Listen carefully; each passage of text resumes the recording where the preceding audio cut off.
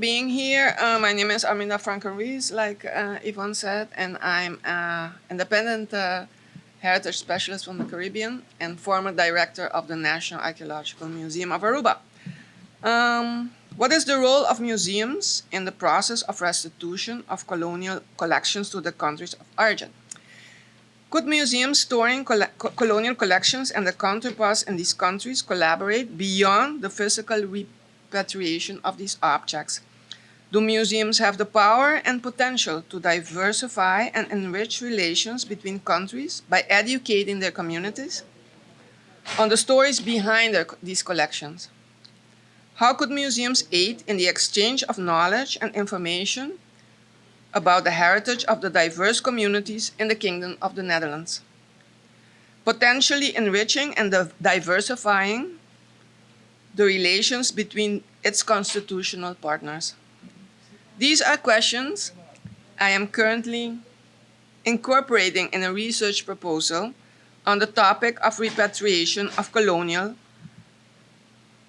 collections within the Kingdom of the Netherlands.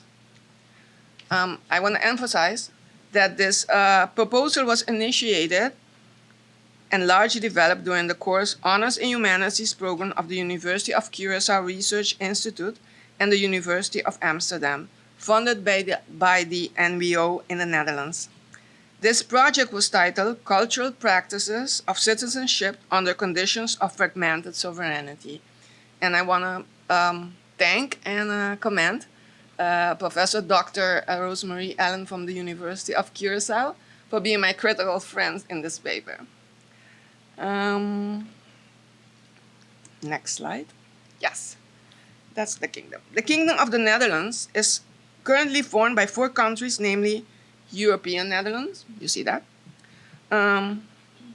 Aruba, Curaçao, and St. Martin. The islands of Aruba, Bonaire, Curaçao, St. Martin, Saba, and Statia constitute the Caribbean part of the Kingdom of the Netherlands. Papiamento is the local and predominant language of the ABC Islands, while English is the main language on Saba, Statia, and St. Martin. Because of the proximity to Spanish-speaking Caribbean, most people on the islands are also fluent in Spanish, and Dutch is the official language on all the islands. While Aruba, Curaçao, and St. Martin are autonomous countries within this constellation with their own parliament and government, Bonaire, Saba, and Statia are extraordinary provinces of European Netherlands. Cooperation on cultural policies between partners within the kingdom is limited to a biannual consultation on government level, and there are a few good practice collaboration examples between institutions on the islands and between those on the islands and those in the European Netherlands. Even though the islands have important common cultural and natural traits, they also have a diverse prehistorical and historical background, a different economic and social development, and therefore also very diverse population demographics. Okay, next one. Like Yvonne just said, since the 17th century, Dutch people and other Europeans have collected material from the Dutch islands in the Caribbean, often donating their finds to museums in the Netherlands and other European countries. A small portion of these collections have been temporarily displayed to the public within some of these institutions. Most collections have been stored in museum facilities for hundreds of years, during which time they have been subjected to movement and exchange between these archiving institutions. The most well-known colonial collections of the island and other European museums may well be the Van Kolwijk collection. Anton van Kolwijk was a Dutch Catholic priest who worked on the ABC Islands in the late 19th century. He excavated in several archaeological sites and collected artifacts of ethnographical value on all the 3 islands. He sent these objects and his documented experiences in letters to the director of the Museum of Antiquities in Leiden. The Van Kolwijk collection is nowadays thought to be the largest in the Museum of Ethnography in Leiden. An example of the Dutch Caribbean heritage in the museum in the Netherlands is this ceramic object. It's an incense burner in the form Santa Cruz, and I don't know if she, but I witnessed this fantastic talk this morning about the Lucayans. And so this is us, the Caquetillos from Aruba. And you can see, if you can see, we have 3 frogs, and the frog is a symbol of fertility. And it's an incense burn, and you can see the drawings. And like I think Katarina said, they are called the Caquetillos, but it's we don't know what they were called in prehistory. So this is one of the examples of one of the objects that are currently in Europe, and in 2009, yes, in 2009, these 3 objects from the Van Kolek collection were repatriated to Aruba at the request of the National Archaeological Museum of the Aruba on the occasion of the opening of a new museum. I don't know, there's like something there. They are currently on loan from the Museum of National Ethnography in Leiden and exhibited in the permanent collection of the National Archaeological Museum of Aruba. The history of repatriation collections in the Netherlands is intrinsically linked to the restitution debate and policy of looted artifacts during the Second World War. This latter is not a topic which I will elaborate on during this presentation. A recent chronology of the Dutch policy in the A recent chronology of the Dutch policy in the Netherlands aimed at the repatriation of colonial collections to the country of origin showed 2 very significant developments for the restitution of colonial collections to the Dutch Caribbean. So, an advice of the National Policy Framework Advisory Committee on Colonial Collections titled National Collections and Recognitions of Injustice, presented to the Minister of Education, Culture and Science in 2020, stated that the Netherlands must be prepared to unconditionally return cultural objects captured in former Dutch colonies if the country of origin requests so. The advice of the restitution of colonial collections to the country of origin included practical and clear recommendations, which could have positive implications for the islands of the Caribbean part of the kingdom. Among other things, the committee is in favor of the creation of an expertise center for the origin of colonial collection property, whose main task is to determine the provenance of the colonial collections in Dutch heritage institutions.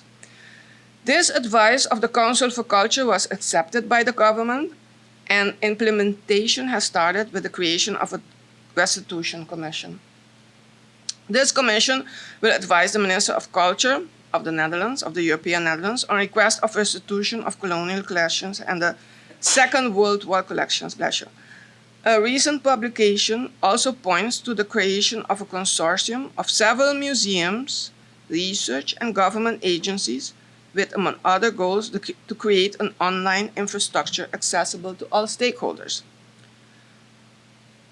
Next. So what's the official definition of restitution? The restitution of cultural objects is generally understood to be the entire process in which museums and other heritage institutions return artifacts to the countries of origin. The restitution process contains several phases and is often initiated by a written request by government authorities in the countries of origin. The debate on restitution of cultural objects to the country and communities of origin has moved in recent years from being discussed in museums, executives' offices to become one of international attention. Several authors have discussed general angles of restitution, emphasizing the need to involve communities, while others consider restitution a threat to scientific practices and contrary to universal value of the objects. Scholars like Scott and Van Beurden, Van Beurden is a Dutch scholar, agree with the restitution of heritage collection and extensively analyze the restitution case of objects from Dutch museums, mainly focusing on the provenance history and negotiating phase of the restitution process. Although the need to involve communities in this process is emphasized by all the authors, no elaborate analysis of such practices is presented in these works. Contrary to these authors, Jenkins argued that restitution of collections from Western museums back to the country of origins is detrimental to scientific research, as these artifacts will no longer be accessible for universal study and advancement. The author also considers the collections often have a universal value which should prevail over the value given by the countries and the communities of origin. Restitution of cultural heritage to the Caribbean part of the Kingdom of the Netherlands, however, has been generally absent from major publication until mentioned by Van Beurden in his publications. And I think you all heard Shani saying last night that our collections in the European museums do not seem to be the most important thing in the museums. So often no research, no funding will be, no research and no funding for that research will be given to those museums.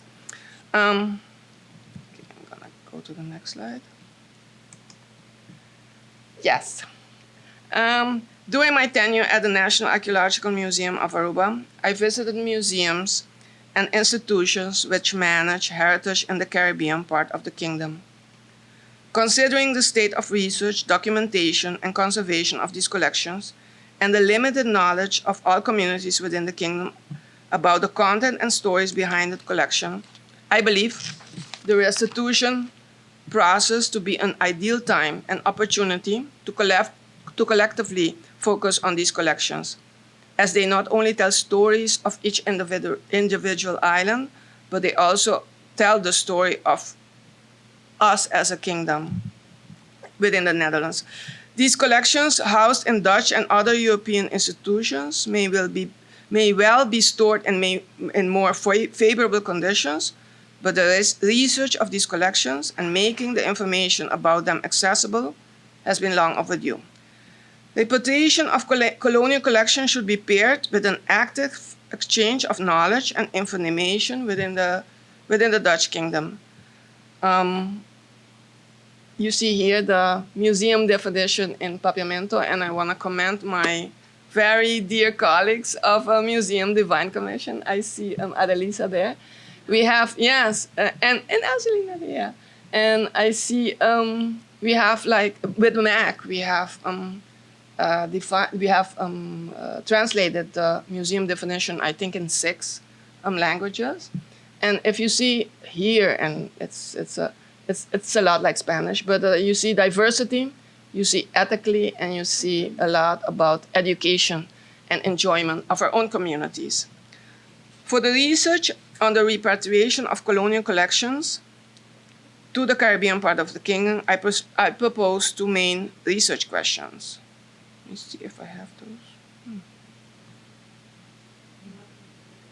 Yeah, maybe. Yeah. How can a restitution? Yes. No. I see it on the screen, but I don't see it here. Yeah, it is.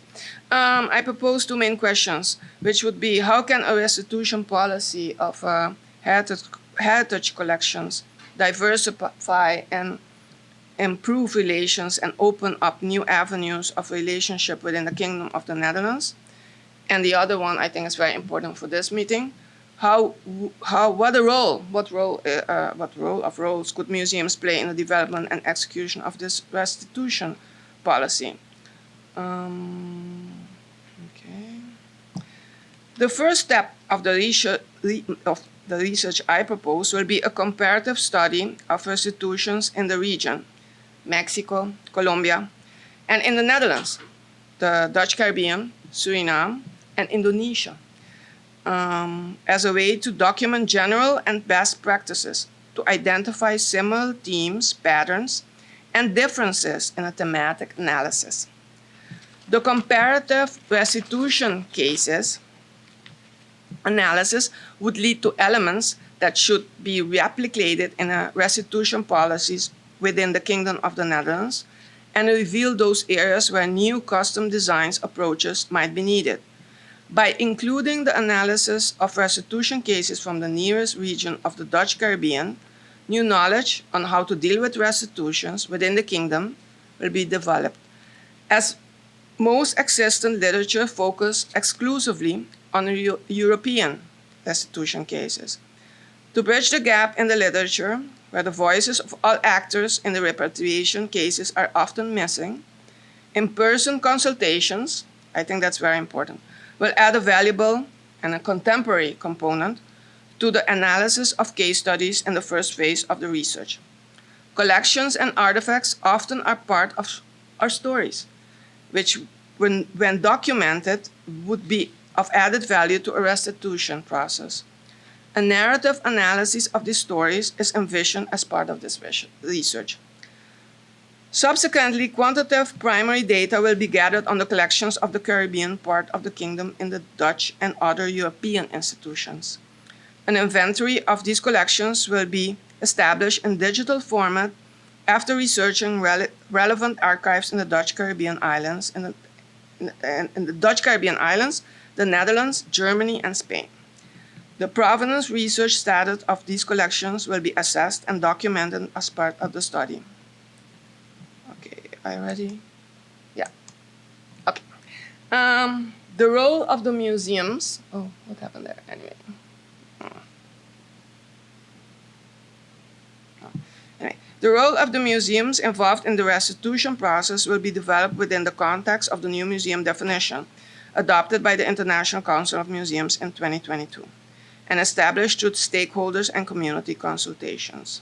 This phase of the project will be a vehicle for community engagement throughout the kingdom, empowering the originary communities with information gathered in the previous phases of the research, while simultaneously sharing the information with communities in the Netherlands, promoting much-needed multi-way knowledge exchange between the kingdom. The result of these meetings will form an integral part of the restitution policy recommendation originated from this research. Okay. I have experienced neighbors bringing each other to the National Archaeological Museum to share about a part of their heritage. Families bringing their relatives from the abroad and statesmen and other dignitaries scheduling a stop at the museum in an effort to inform their guests on a significant part of their cultural heritage background. That's the king of the Netherlands and the queen. I believe museums may have the power and the potential to bring the communities and their lenders and the leaders with the kingdom closer by widely sharing the stories behind the colonial collection as part of a restitution policy. Thank you.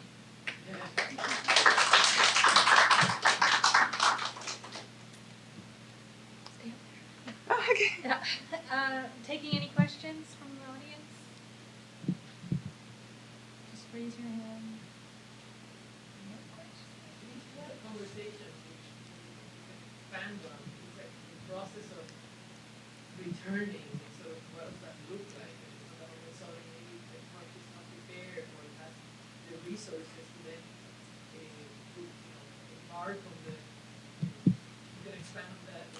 Yes, I really believe that it should not be only looked at as like, okay, I want my stuff back, because the countries in the Caribbean, at least in Aruba, you could not have all those objects back without having the proper facilities.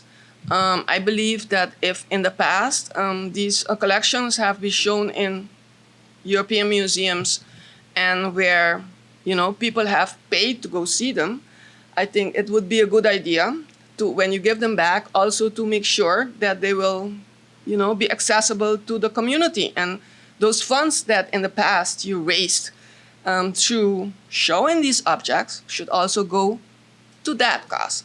So I don't think it's not and especially within the Kingdom of the Netherlands.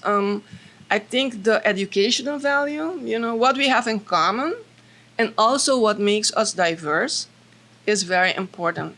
So to answer your question, yes, I think you should look at more than, okay, send me all these boxes and then I'll see what I do with them. Because that's not the reality, I think, of the Caribbean, and certainly not of the Dutch Caribbean. And then if you brought the question which I was sharing with Natalie, is that this atmospheric events that we have been experiencing in such an increasing manner that I even think of, just in general, not just bringing and returning, but sort of within the Caribbean to protect, the events of all these terrible things that come. Anyhow, just that thought. Yes, going back to what I said about going to all the islands and seeing how the collections are stored. Most islands, they store it, but it's not in the proper conditions. And what I think is even more, urgent is to know about this collection, is to do the research about it and share it with your community. And we should look in the kingdom, community, not only as an island, but what does our collection say about Curacao?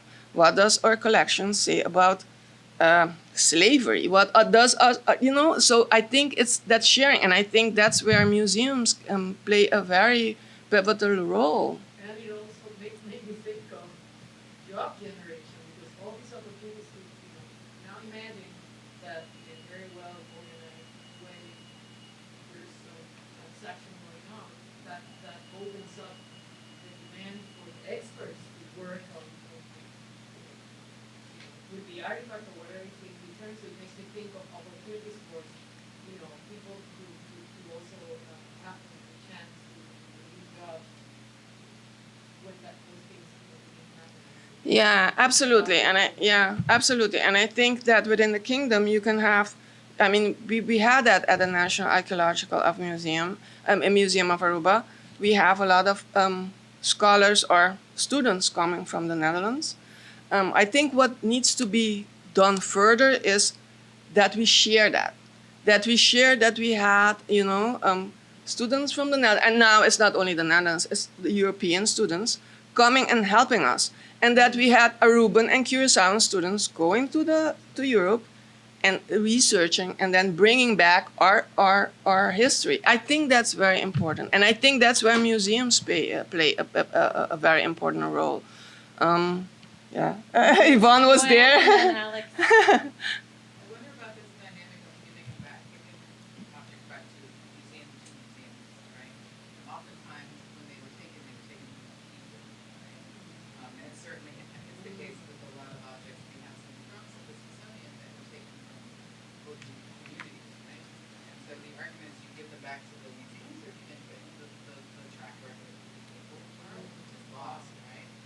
So then, and people worry that the museums there won't take care of them as well, right? That's an object as well. So, and then there's also the fact that sometimes the people the numbers are so diminished, right? They don't exist anymore. So the dynamic between, does it have to go to a museum, right? Necessarily, does it, that for cultural patrimony, for purposes of sharing heritage, where it's just important to find a way to restore them to like descendant communities, right, or places where, and not worry about having them fixed, right, in these boxes and in these collections, right, spaces where they would never have ended up anyway, because they stayed. Yeah, yeah. No, I agree with you. I can speak about Aruba, and I think it's both. I think you have to make the information accessible, and everybody now has a phone and can go online, and so you have to make like a digital platform. But I think, and our experience at the National Archaeological Museum was, people want to see the artifact. So it doesn't have to be in a, I don't know, 20 million guilder building. Maybe I heard somebody saying today in the Bahamas, because there are all these islands, taking it around. You have to. I mean, that incense burner from Santa Cruz should be for a while in Santa Cruz. not in the beautiful museum building in Oranjestad. Aruba is very small now, but people should connect to that and say, "Oh my God, before I came here," and especially kids love that, So, but it's also everybody. So I think that it's a combination of bringing objects back and making sure that these objects will, be preserved for a while, and also given the information because others other than telling there are these frogs and it's a symbol of fertility. It has not been researched because it's not the priority of the big museums in Europe. It should become the priority of the museums in the Caribbean, and it should be a common effort, especially when you are in a constitutional relation. It's a global priority, but when you are in a constitutional relationship, I think it should be even more a priority for museums to put funds for those islands. I mean, Aruba is one of the wealthiest islands in the Dutch Caribbean, but the small islands, the small that don't have the resources to put their heritage accessible for the community. I think collectively you should provide for that. So I agree with you, Joanne. It's not like you have to bring the object back because a lot of times that's not a good idea. Okay.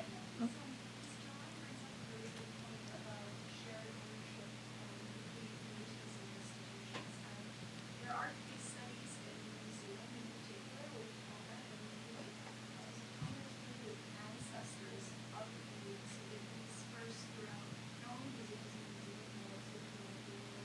And some of these material cultures, ancestors have started to come back to in New Zealand, but agreements are often made where, whether it's the Papua National Museum or Asian museums, where the caretakers of the objects, which means are with their family, is the objects are their family and ancestors, so they can access them anytime.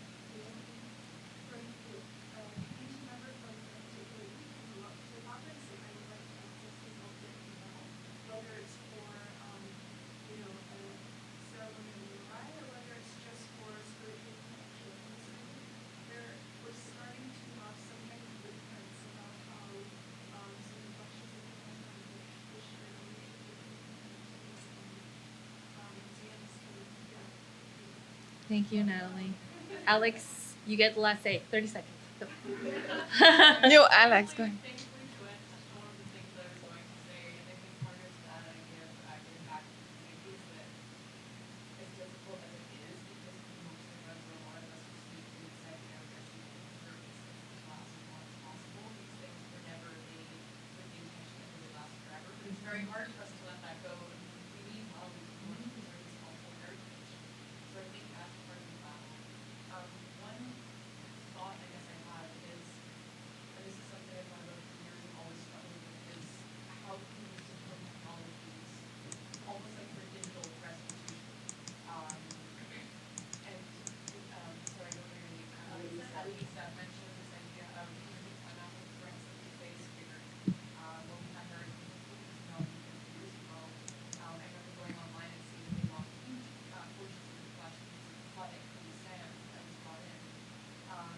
Is there a way that we can partner with those European museums that have these things, similar to what Natalie's saying, that they safeguard them? Is there a way to create some sort of digital access to them in the interim until we have better infrastructure to care for them? And on top of that, obviously with global warming worsening, how are we going to face that in relation to the museums if they're already in threat right now? So Yeah. it's more questions than answers. Yeah, no, but yeah, and then you go into the question as if the community feels that it's theirs, you cannot tell them that it's better taken care of somewhere else. It's it's very complicated, and also a lot of in the kingdom it's how it is. People think that it's widely thought that when the Europeans came, that's when everything started. So when we opened the National Archaeological Museum of Aruba, and this was It's a beautiful experience because there was this state secretary of culture who had like his speech, very well written down, better than I did. But and we took him on a tour, like 15-minute tour before he had to give the speech, and he changed it up. And he says, "Oh my God, and he was not that old, but he says, I never knew the richness that was here before we came." And that shows you that it's not only, that we have to educate, but they have to be educated too. I mean, for us to be a community as a kingdom, we all have to know about each other, and that goes, it's vice versa. So yeah, and so it's and then the object itself is a tool to educate. Where it should be is a big discussion. And I agree with Adelisa also. We don't get many hurricanes, thank God. In the Leeward Islands, the St. Martin and Statia and Saba have a bit more of a problem with that. But it's still it's it should be.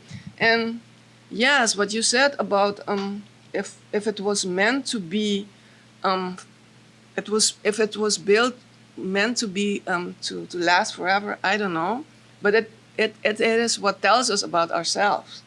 If we don't see it, we don't know where and how. So these archaeological excavations and these archaeological works tell us a bit about things we don't. Because in Aruba, and I didn't say that, but in Aruba, Curacao, Bonaire, Statia, Saba, and St. Martin, there are no indigenous populations anymore. It's just collections. Yeah, there are no. It's wiped out. So. Okay. Thank you very much, Arminda. Thank you for being here. Thank you.